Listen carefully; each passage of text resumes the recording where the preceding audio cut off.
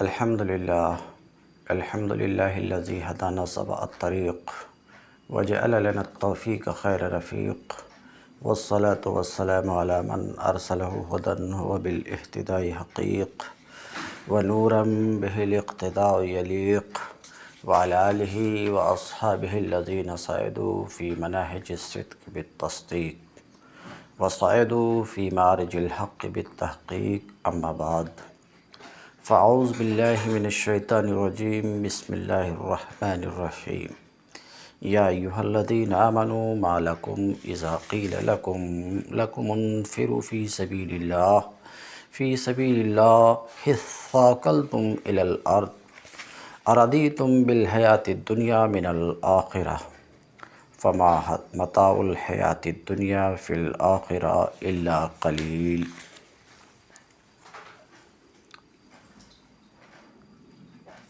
رب یسر ولا تعسر وتمم بالخیر، رب اشرح لی صدری ویسر لی امری واحلل عقدۃ من لسانی یفقہوا قولی۔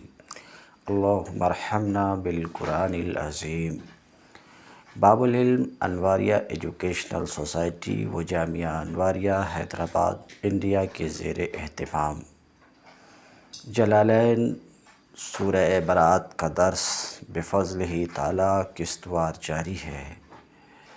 آج کا درس سورہ براءت سورہ توبہ کی آیت نمبر 38 یعنی یا ایھا الذین آمنوا ما لکم اذا قیل الآیہ سے شروع ہوتا ہے۔ یا ایھا الذین آمنوا ما لکم اذا قیل لکم انفروا فی سبیل اللہ، اے لوگو جو ایمان لائے ہو، اے ایمان لانے والو، یا ایھا الذین آمنوا، اے ایمان لانے والو، ما لکم تمہیں کیا ہو گیا، ما لکم تمہیں کیا ہو گیا کہ جب تم سے اذا قیل لکم، جب تم سے اللہ کی راہ میں نکلنے کے لیے کہا گیا، انفروا فی سبیل اللہ، جب تم سے کہا گیا کہ اللہ کی راہ میں کوچ کرو، نکلو، اللہ کی راہ میں نکلنے کے لیے کہا گیا، اثاقلتم الی الارض، تو تم زمین سے چمٹ کر رہ گئے، ارضیتم بالحیاة الدنیا من الآخرہ، کیا تم نے آخرت کے مقابلہ میں دنیا کی زندگی کو پسند کر لیا ہے؟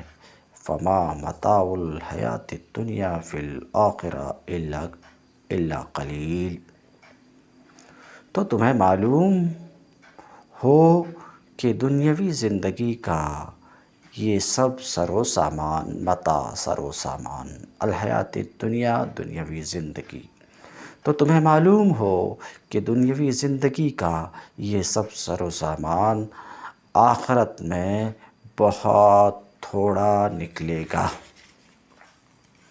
یہ تو آیت کا ترجمہ تھا۔ آغاز سورہ میں یعنی سورہ براءت کے شروع میں عرض کر چکا ہوں کہ یہ سورہ 3 خطبات پر مشتمل ہے، 3 تقریروں پر مشتمل ہے۔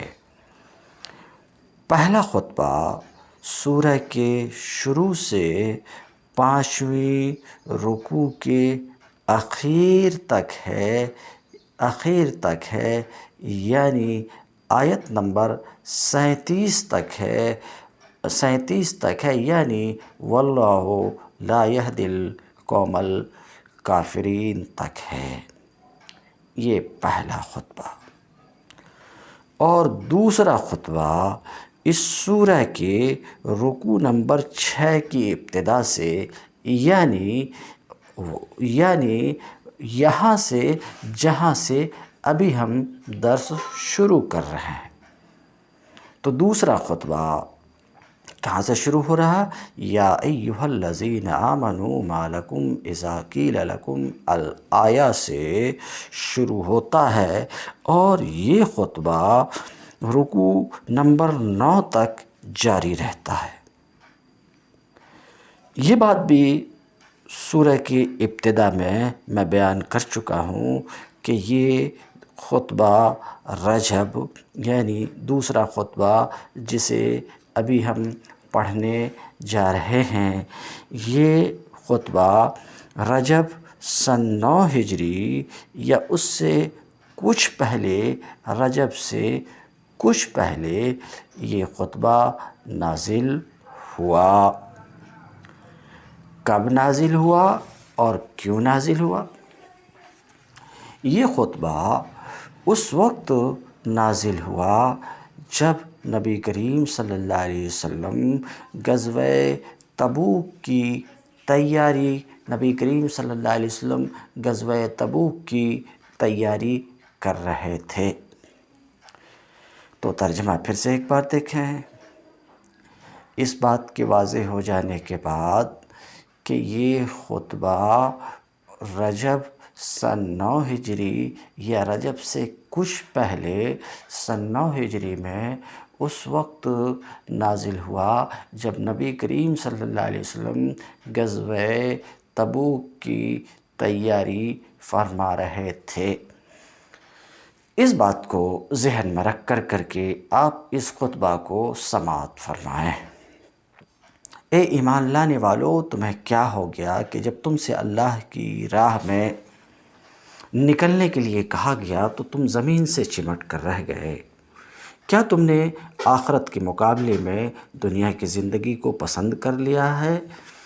ایسا ہے تو تمہیں معلوم ہو کہ دنیاوی زندگی کا یہ سب سر و سامان آخرت میں بہت تھوڑا نکلے گا، بہت تھوڑا نکلے گا۔ اس کے دو مطلب ہو سکتے ہیں۔ ایک یہ کہ عالم آخرت کی بے پایہ زندگی اور وہاں کے بے حد و حساب ساز و سامان کو جب تم دیکھو گے تب تمہیں معلوم ہوگا کہ دنیا کے تھوڑے سے عرصہ حیات میں لطف اندوزی کے جو بڑے سے بڑے امکانات تم کو حاصل تھے اور زیادہ سے زیادہ جو اسباب عیش تم کو میسر تھے، وہ ان غیر محدود امکانات اور اس نعیم و ملک کبیر کے مقابلے میں کچھ بھی حیثیت نہیں رکھتے تھے۔ اس وقت تم کو اپنی اس ناعاقبت اندیشی و کم نگاہی پر افسوس ہوگا کہ تم نے کیوں ہمارے سمجھانے کے باوجود دنیا کے عارضی اور قلیل منافع کی خاطر اپنے آپ کو ان ابدی و کثیر منافع سے محروم کر لیا۔ دوسرے یہ کہ متاع حیات دنیا آخرت میں کام آنے والی چیز نہیں ہے۔ یہاں تم خواہ کتنا ہی سر و سامان مہیا کر لو، موت کی آخری ہچکی کے ساتھ ہر چیز سے دستبردار ہونا پڑے گا، اور سرحد موت کے دوسرے جانب جو عالم ہے وہاں ان میں سے کوئی چیز بھی تمہارے ساتھ منتقل نہ ہوگی۔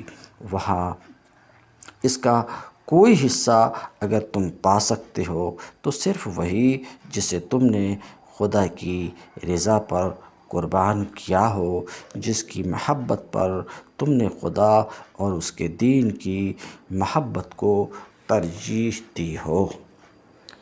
یہ تو اب تک دو بات میں نے رکھا کہ یہ خطبہ اس آیت سے یعنی آیت نمبر 38 سے شروع ہوتا ہے، اور اس خطبے کا نزول غزوہ تبوک کی تیاری کے زمانے میں ہوا، اور آیت کا ترجمہ آپ کے سامنے پیش کیا۔ اب دیکھتے ہیں کہ جلال الدین سیوطی مصنف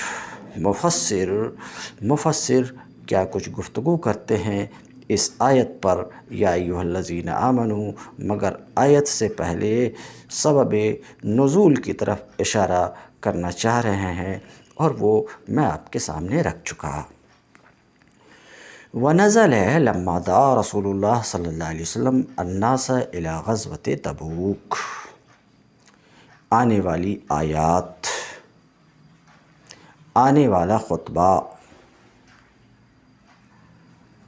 آنے والی تقریر، آنے والی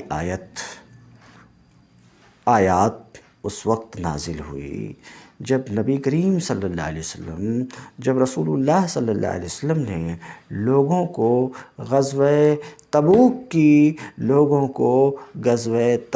کی تیاری کی طرف بلایا۔ وَكَانُوا فِي أُسْرَةٍ وَشِدَّةِ حَرٍّ۔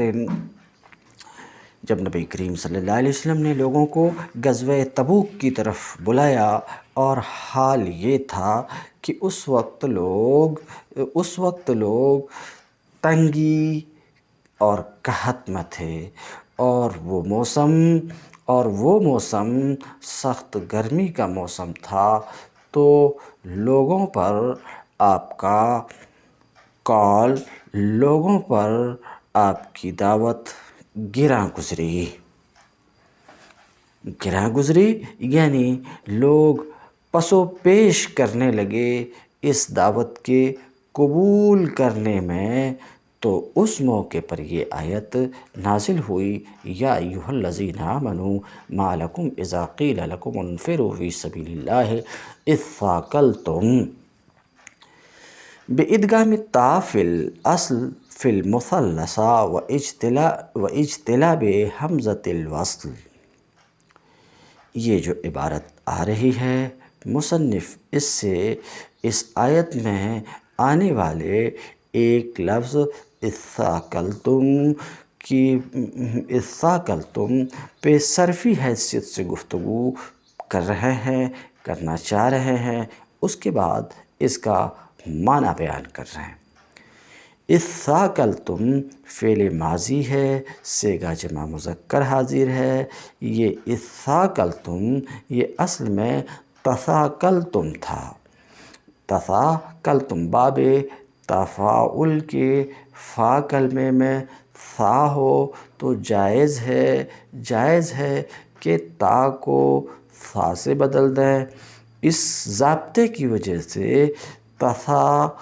تثاقلتم میں تا کو ثا سے بدلا گیا، اور ثا کا ثا میں ادغام کر دیا گیا۔ پھر ابتدا بالسکون کی دشواری کو ختم کرنے کے لیے اس کے شروع میں حمزہ کو لے آیا گیا۔ یہ کچھ بیان کرتے ہیں کہ تا کو اصل میں ثا میں مدغم کر دیا گیا ہے، مثلثہ 3 نقطے والے، یعنی ثا میں، یعنی تا کو ثا سے بدلا گیا اور ثا کا ثا میں ادغام کر دیا گیا، اور حمزہ وصل کا اضافہ کر دیا گیا ہے۔ اب صرفی گفتگو کے بعد اس کا لغوی معنی بیان کر رہے ہیں کہ جب تم سے کوچ کرنے کے لیے، راہ خدا میں کوچ کرنے کے لیے کہا گیا اثاقلتم، تو تم سست ہو گئے۔ اثاقلتم زمین سے چمٹ گئے، اے تباطأتم یعنی تم سست ہو گئے، وملتم عن الجہاد الی الارض والقعود فیہا، اور جہاد سے روگردانی کر کے زمین پر بیٹھے رہے۔ والاستفہام، اور استفہام جو یہاں پر ہے، ما لکم اے ایمان والو ما لکم تمہیں کیا ہو گیا ہے، ما لکم تمہیں کیا ہو گیا ہے کہ جب تم سے راہ خدا میں کوچ کرنے کے لیے کہا گیا تو تم زمین سے چمٹ کر کے رہ گئے، زمین پر بیٹھے رہ گئے، اٹھنے کے لیے کہا گیا اور بیٹھے رہ گئے تم، تو یہاں جو استفہام ہے وہ توبیخ کے لیے ہے، یعنی تمہیں زمین سے چمٹنا نہیں چاہیے، بیٹھنا نہیں چاہیے۔ ارضیتم بالحیات الدنیا من الآخرہ، کیا تم آخرت کے مقابلے میں دنیاوی زندگی سے راضی ہو گئے ہو؟ بالحیات دنیا یعنی دنیاوی زندگی اور اس کے لذات سے راضی ہو گئے، من الآخرہ آخرت کے بدلے میں، یعنی آخرت کے نعمت کے بدلے میں۔ فما متاع الحیات الدنیا فی جنب الآخرہ الا قلیل، فما متاع الحیات الدنیا فی الآخرہ الا قلیل۔ تو کہتے ہیں فما متاع الحیات الدنیا فی جنب متاع الآخرہ الا قلیل، تو دنیاوی زندگی کا یہ سارا سر و سامان اخروی زندگی کے سر و سامان کے مقابلے میں قلیل بہت تھوڑا ہے، یعنی معمولی ہے۔ قلیل کا معنی حقیر سے بیان کر رہے ہیں، یعنی بہت معمولی ہے۔ الا تنفروا يعذبكم عذابا علیما ويستبدل قوما غیرکم ولا تضروه شیئا واللہ علی کل شیء قدیر۔ الا تنفروا، تم نہ اٹھو گے،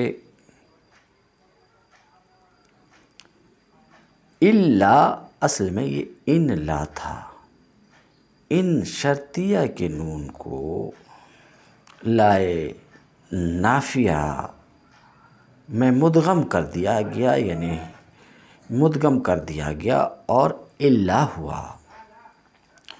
تم نہ اٹھو گے تو خدا تمہیں دردناک سزا دے گا، خدا تمہیں دردناک سزا دے گا۔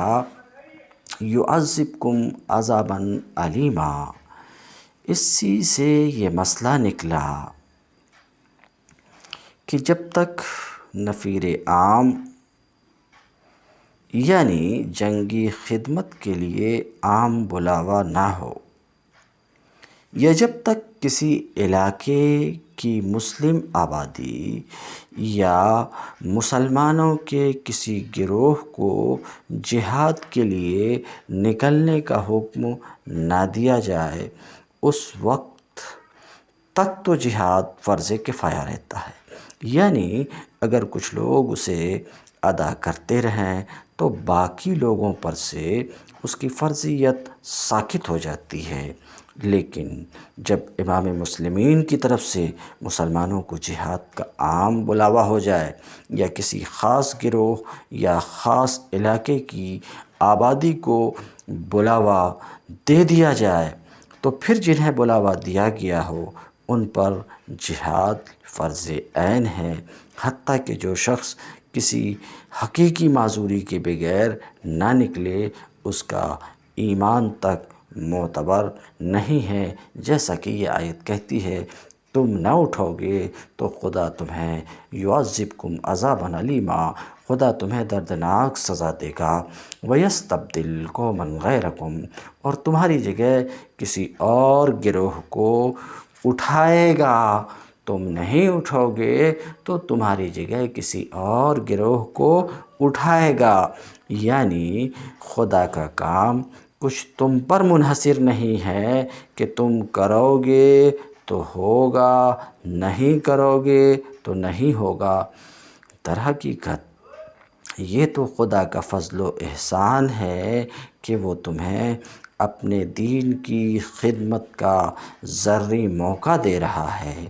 اگر تم اپنی نادانی سے اس موقع کو کھو دو گے تو خدا کسی اور قوم کو اس کی توفیق بخش دے گا اور تم نامراد رہ جاؤ گے۔ ولا تضروہ شیئا، اور تم خدا کا کچھ بھی نہ بگاڑ سکو گے۔ واللہ علی کل شیء قدیر، اور وہ ہر چیز پر قدرت رکھتا ہے۔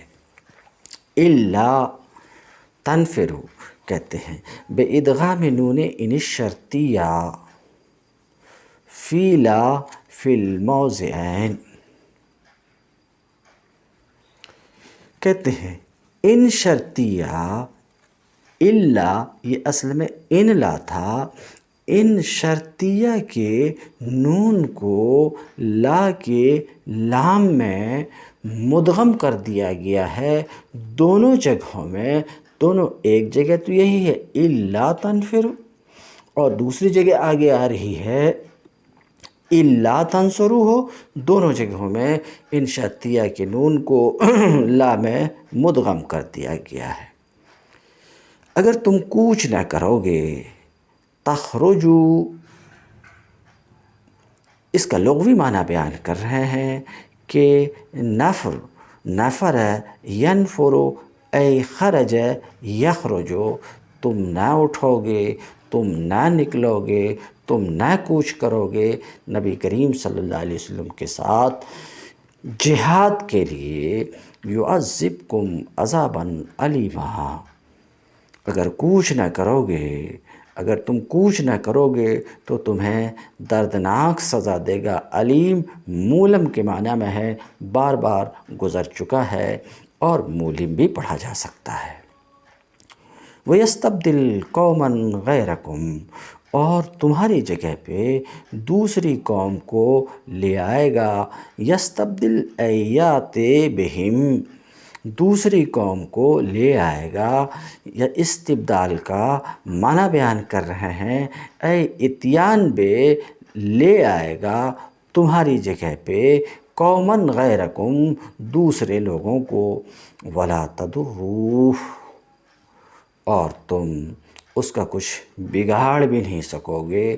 ہا کی ضمیر کا مرجع کون ہے؟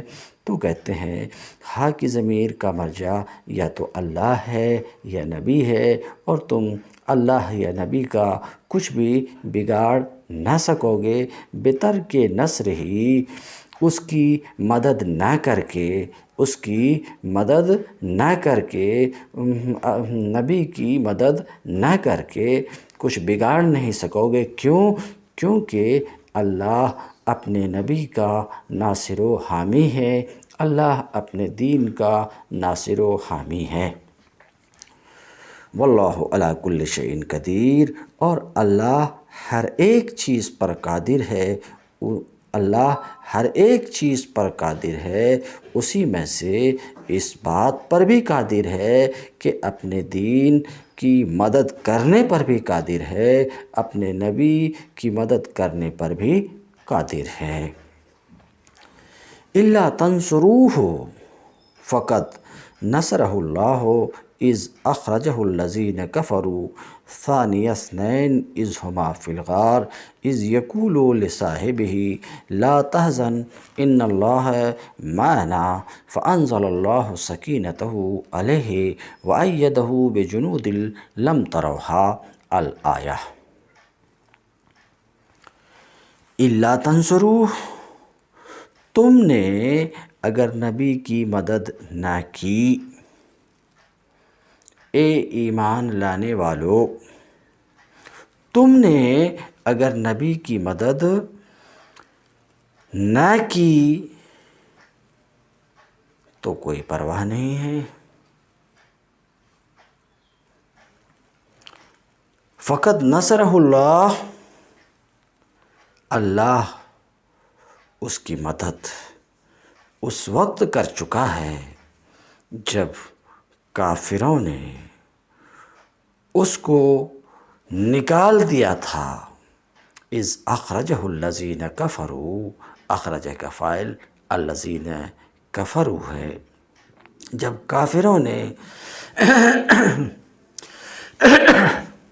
اسے نکال دیا تھا، جب وہ صرف 2 میں کا دوسرا تھا، ثانی اثنین، جب وہ صرف 2 میں کا دوسرا تھا جب وہ دونوں غار میں تھے، اذ ہما فی الغار، جب وہ دونوں غار میں تھے، جب وہ اپنے ساتھی سے کہہ رہا تھا، اذ یقول لصاحبہ، جب وہ اپنے ساتھی سے کہہ رہا تھا۔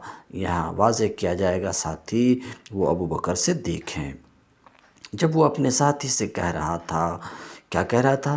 لا تحزن، غم نہ کر، ان اللہ معنا، اللہ ہمارے ساتھ ہے، اللہ ہمارے ساتھ ہے، یقیناً اللہ ہمارے ساتھ ہے۔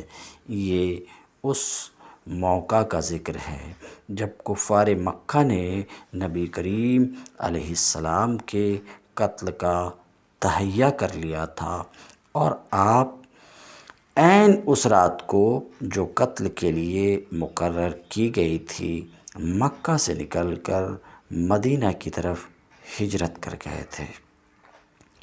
مسلمانوں کی بڑی تعداد 2-2 4-4 کر کے پہلے ہی مدینہ جا چکی تھی۔ مکہ میں صرف وہی مسلمان رہ گئے تھے جو بالکل بے بس تھے۔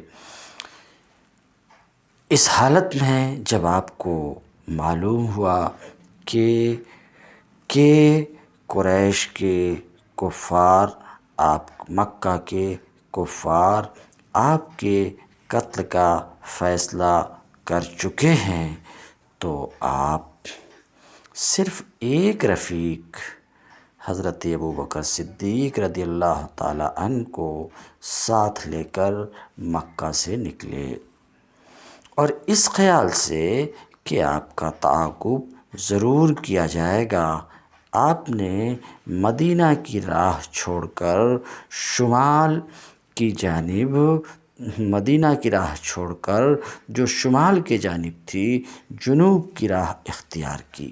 یہاں 3 دن تک آپ غار ثور میں رہے۔ خون کے پیاسے دشمن آپ کو ہر طرف ڈھونڈتے پھر رہے تھے۔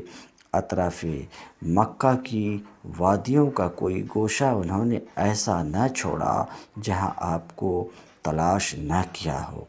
اسی سلسلے میں ایک مرتبہ ان میں سے چند لوگ عین اس غار کے دہانے پر بھی پہنچ گئے جس میں آپ چھپے ہوئے تھے، غار ثور۔ حضرت ابوبکر کو سخت خوف لاحق ہوا کہ اگر ان لوگوں میں سے کسی نے ذرا آگے بڑھ کر غار میں جھانک لیا تو وہ ہمیں دیکھ لے گا، لیکن نبی کریم صلی اللہ علیہ وسلم کے اطمینان میں ذرا فرق نہ آیا، اور آپ نے یہ کہہ کر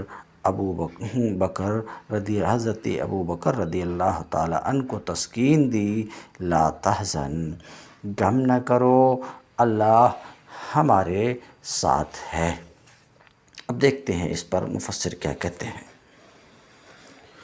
الا تنصروہ، اے نبی، اس تفسیر سے اشارہ کرنا چاہ رہے ہیں کہ ہا کی ضمیر کا مرجع نبی ہے۔ اگر تم نے نبی کی مدد نہ کی تو کوئی حرج کی بات نہیں ہے، کچھ پرواہ نہیں ہے۔ فقد نصرہ اللہ، اللہ نے ان کی مدد، اس کی مدد تو اس وقت کی، اذ حین یعنی وقت کے معنی میں ہے، اس وقت کی جب کافروں نے ان کو نکال دیا، کافروں نے ان کو نکال دیا، من مکہ، کہاں سے نکال دیا؟ مکہ سے کافروں نے نکال دیا۔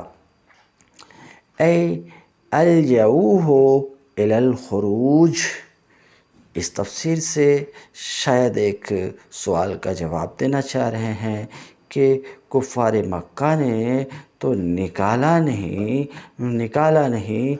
کفار مکہ نے نبی کریم صلی اللہ علیہ وسلم کو نکالا نہیں، تو اس کا جواب دے رہے ہیں کہ کفار مکہ نے نبی کریم صلی اللہ علیہ وسلم کو نکلنے کی طرف مجبور کیا، کب؟ جب انہوں نے آپ صلی اللہ علیہ وسلم کے قتل یا قید یا شہر بدر کرنے کا فیصلہ کیے۔ دارالندوہ میں بات صاف ہے، اس لیے میں تفصیل میں جانے کی ضرورت نہیں سمجھتا کہ انہوں نے دارالندوہ جو ان کی میٹنگ ہاؤس، ان کے میٹنگ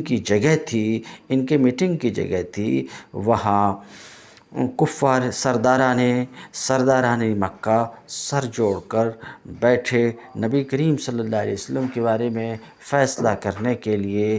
تو مشورہ کے وقت میں کسی نے یہ کہا کہ شہر سے نکال دیا جائے، کسی نے کہا کسی قید خانے میں بند کر دیا جائے، کسی نے کہا قتل کر دیا جائے، اور جیسا کہ روایتوں سے معلوم ہوتا ہے کہ ابو جہل نے کہا تھا کہ قتل کر دیا جائے، اور اسی پر مہر لگی۔ تو جب کفار نے مجبور کیا آپ صلی اللہ علیہ وسلم کو مکہ سے نکل جانے پر، کب؟ جب انہوں نے فیصلہ کیا آپ کے قتل کا یا قید کا یا شہر بدر کیے جانے کا دارالندوہ میں۔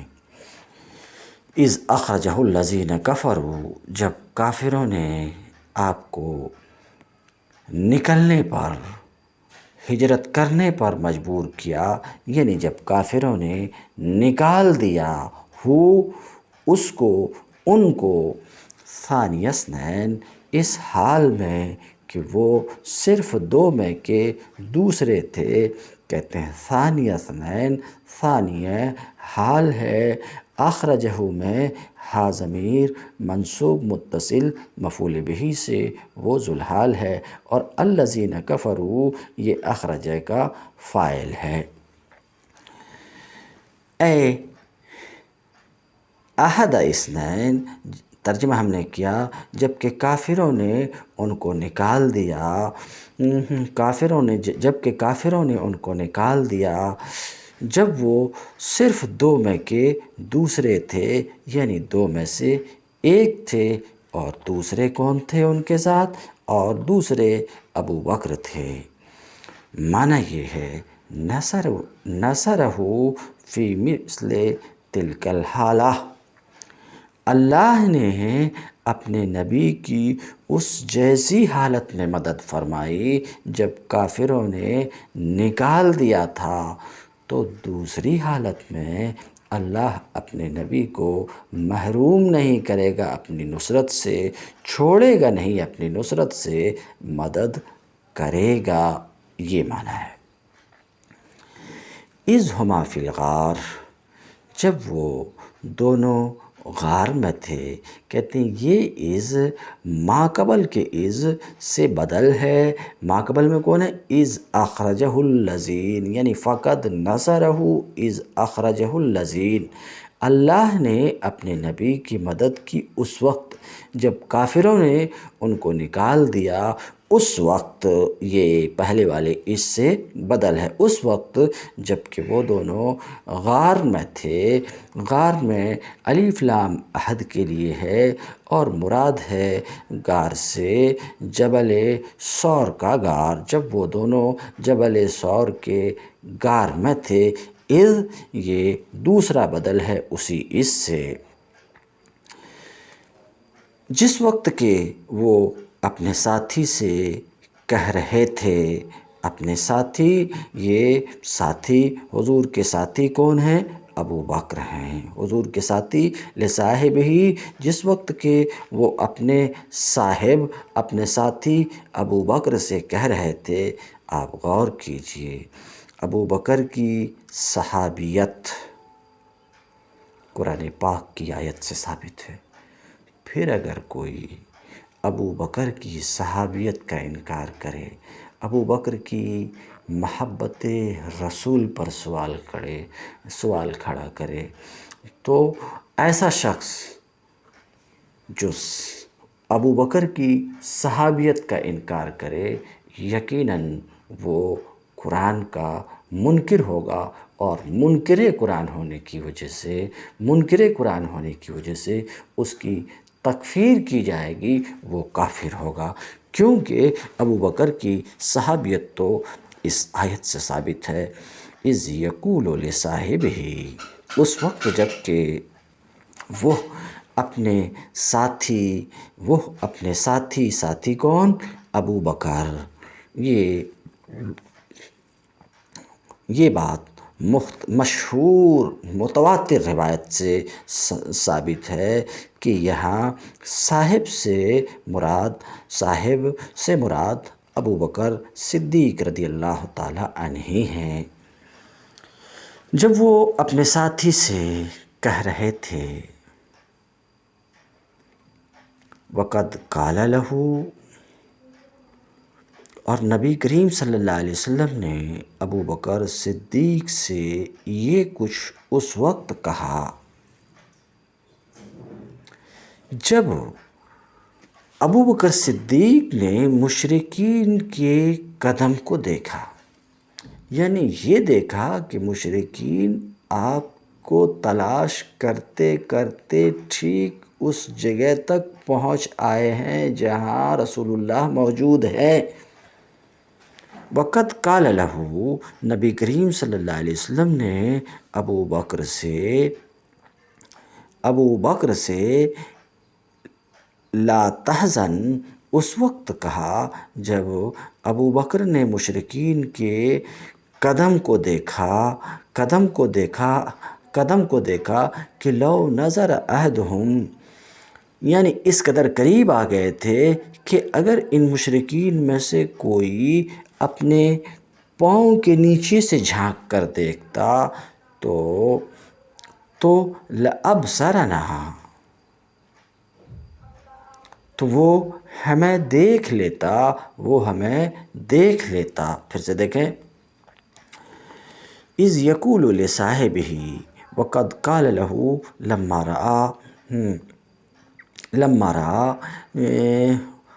آپ نے اس سے اس وقت کہا جب کہ مشرکین کے قدموں کو دیکھا کہ اگر ان میں سے کوئی اپنے قدمین کے نیچے سے جھانک کر دیکھتا تو وہ ہمیں دیکھ لیتا۔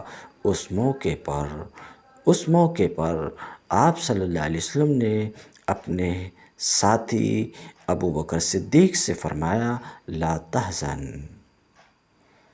غم نہ کرو، یقیناً اللہ ہمارے ساتھ ہے، ہم دو نہیں ہم تین ہیں، اللہ ہمارے ساتھ ہے اپنی مدد کے ذریعے سے، یقیناً اللہ کی مدد ہمارے ساتھ ہے۔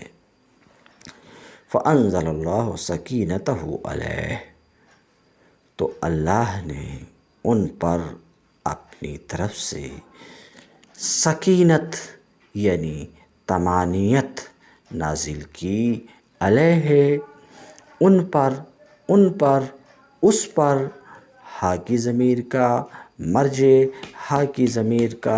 مرجع کون ہے؟ تو ایک قول تو یہ ہے کہ ہا کی ضمیر کا مرجع نبی کریم صلی اللہ علیہ وسلم ہے، کیونکہ بات انہی کی چل رہی ہے، انہی کے بارے میں چل رہی ہے کہ تم ان کی مدد نہ کرو تو کچھ پرواہ نہیں ہے، اللہ ان کی مدد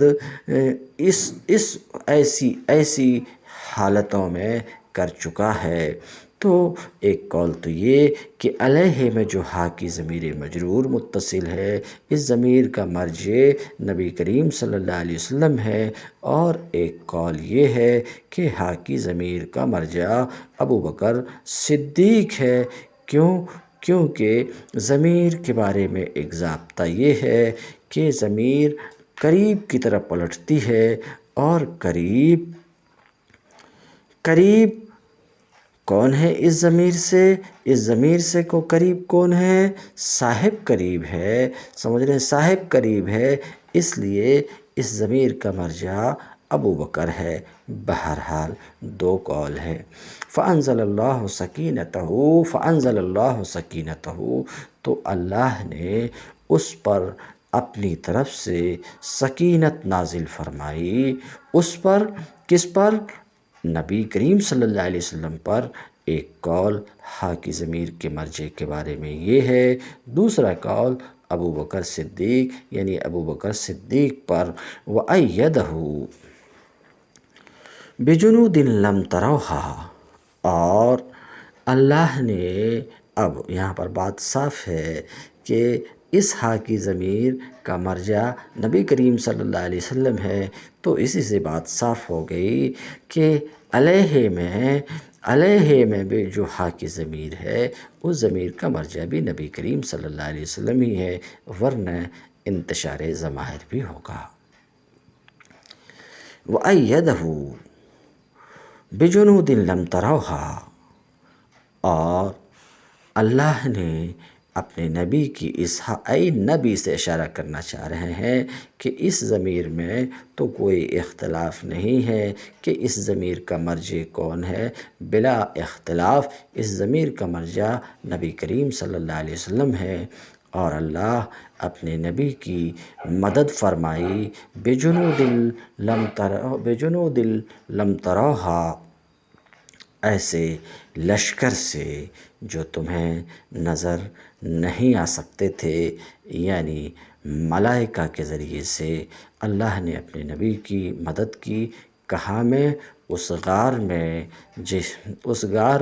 جس غار میں آپ دونوں چھپے ہوئے تھے اور مشرکین آپ کی تلاش میں غار کے دہانے تک پہنچ آئے تھے، وہاں ایسے نظر نہ آنے والے لشکروں سے اللہ نے اپنے نبی کی مدد کی، یا مواطن قتال ہی یعنی قتال کی جگہوں میں، قتال کے مواطن میں، جس کا ماسبق میں بیان ہو چکا کہ حنین کے موقع پر جب کہ لشکر اسلام کے پاؤں اکھڑ چکے تھے، وہاں اللہ نے اپنے نبی کی مدد کی نہ نظر آنے والے لشکروں سے۔ بدر کے واقعہ میں بھی آپ کو پتہ ہے کہ نظر نہ آنے والے لشکروں یعنی فرشتوں سے مدد کی، تو اس کی طرف کہتے ہیں۔ وَأَيَّدَهُ اللہ نے اپنے نبی کی مدد کی نظر نہ آنے والے لشکروں کے ذریعے سے۔ نظر نہ آنے والے لشکر کون ہیں؟ فرشتے ہیں، یعنی ہمیں نظر نہ آنے والے۔ نظر نہ آنے والے لشکر یعنی فرشتوں سے مدد کی کس موقع پر؟ تو غار میں اور قتال کی جگہوں میں۔ وَجَعَلَ كَلِمَةَ الَّذِينَ كَفَرُوا السُّفْلَىٰ اور اللہ نے کافرین کے بول کو نیچا کر دیا، اور اللہ نے کافرین کے بول کو کلمۃ الذین کفروا کافروں کے کلمہ یعنی شرک کی دعوت کو سفلا مغلوب اور نیچا کر دیا۔ وکلمۃ اللہ اور اللہ کا کلمہ یعنی کلمہ شہادت یہ اونچا ہے ہی، غالب ہے ہی۔ واللہ عزیز حکیم اللہ غالب ہے، اللہ غالب ہے، اپنے ملک میں حکمت والا ہے، اپنے کام میں۔